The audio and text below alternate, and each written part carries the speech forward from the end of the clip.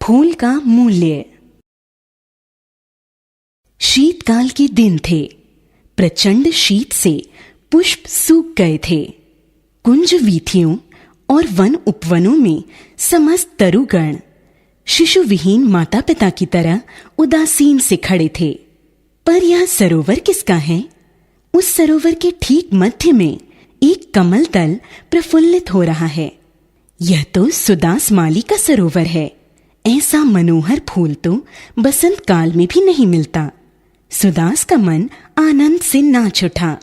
उसने सोचा, राजा जी को आज पुष्प प्रदान करूंगा। पुष्पों के प्रेमी राजा जी आज अकाल में खिले इस कमल फूल को पाकर मुंह मांगा मूल्य प्रदान करेंगे। पवन की एक लहर आई। कमल ने भी मानो प्रमुदित होकर एक झोंका खाया।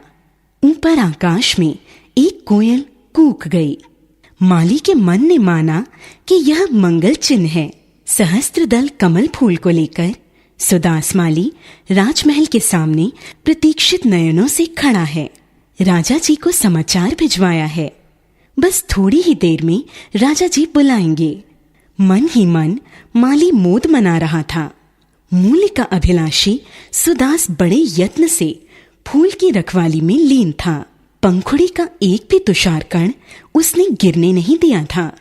इसी बीच राजपथ से एक पुरुष इधर आ निकला। कमल फूल निहार कर वह पुरुष समीप आया। सुदास से पूछने लगा, फूल बेचना है? राजा जी के चरणों में प्रस्तुत करना चाहता हूँ। सुदास ने संक्षिप्त सा उत्तर दिया, मुझे तो ये फूल राजाओं के भी राजा जी के श्री चरणों में चढ़ाना है। भगवान तथागत पधारे हैं। बोलो, क्या दाम लोगे? वह बोला, मैं भी आज एक माशा सुवर्ण की आशा लेकर निकला हूँ। मुझे स्वीकार है। इतने में मंगल वाद्य बज उठे। शहनाइयां गूंज उठी। कुमकुम और चंदन के थाल सजाए गीत गाता हुआ रमणियों का वृंद उधर ही चला आ रहा था। राजा प्रसेनजित पैरों से चलते हुए भगवान बुद्ध के दर्शन के लिए निकले थे। नगर के बाह्य प्रांतर में प्रभु गौतम पधारे थे। कमल फूल निहार कर राजा जी हर्षित हुए और सोचने लगे, प्रभु के पूजन के लिए पुष्प की कमी थी, वह पूरी हो जाएगी। राजा जी ने पूछा, सुदास, फूल का क्या मूल्य लेगा? महाराज, फूल तो इन सज्जन ने ले लिया है। सुदास ने कहा, किस कीमत पर? 1 माशा सुवर्ण पर। मैं 10 माशा देता हूं। राजा जी को माथा नवाकर वह सज्जन बोल उठा, सुदास, मेरे 20 माशे। राजा जी का चेहरा कुछ उतर गया। उनका हृदय कुछ विषण्ण हो गया। इतने में वह सज्जन बोला, महाराज, आप और मैं आज भगवान बुद्ध के दर्शन के लिए निकले हैं। इस पुष्प के लिए आज आप और मैं राजा प्रजा के रूप में नहीं खड़े हैं, बल्कि 2 भक्तों के रूप में उपस्थित हैं।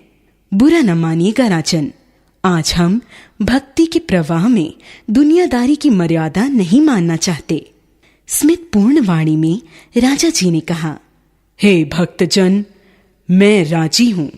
प्रसन्नता पूर्वक मांग प्रस्तुत करो। तुमने 20 माशे कहा है, तो मेरे 40।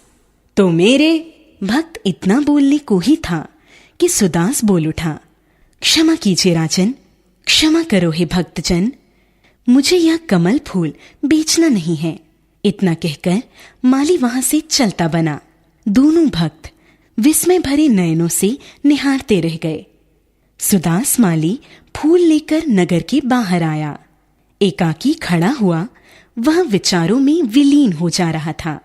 जिस भगवान बुद्ध के लिए ये भक्त लोग इतना द्रव्य खर्च करने को तैयार हैं, वह पुरुष स्वयं कितना धनवान होगा, कितना महामना होगा। उसी के चरणों में यह पुष्प अर्पित कर दूं तो मुझे न जाने कितना द्रव्य मिलेगा। वट वृक्ष की छाया में पद्मासन लगाकर भगवान बुद्ध विराजमान थे। उज्ज्वल ललाट, मुख पर आनंद की प्रभा, ऊँटों से सुधा झर रही थी और नयनों से अमृत टपक रहा था। मेघों सी धीर गंभीर ध्वनि इस तपस्वी के मुख से निकल रही थी। सुदास स्तब्ध होकर खड़ा रहा। उसके मुख से एक शब्द भी नहीं निकला। वह तो निहार रहा था निर्निमेष भाव से उस साधु की ओर। भूमि पर झुककर सुदास ने इस परम तपस्वी के चरणों के आगे कमल फूल चढ़ा दिया। वट वृक्ष के सघन कुंजों में से पंछी बोल उठे। पवन की लहर आई। कमल की पंखुड़ियां हिल मिलकर मानो हंस उठी हों। सुदास के शकुन सफल हो गए। स्मित भरे मधुर स्वर में भगवान बुद्ध ने प्रश्न किया, हे वत्स, कुछ कहना है? कुछ चाहिए? गदगद स्वर से माली ने कहा, और कुछ भी नहीं, आपके चरण रज की मात्र एक कण का।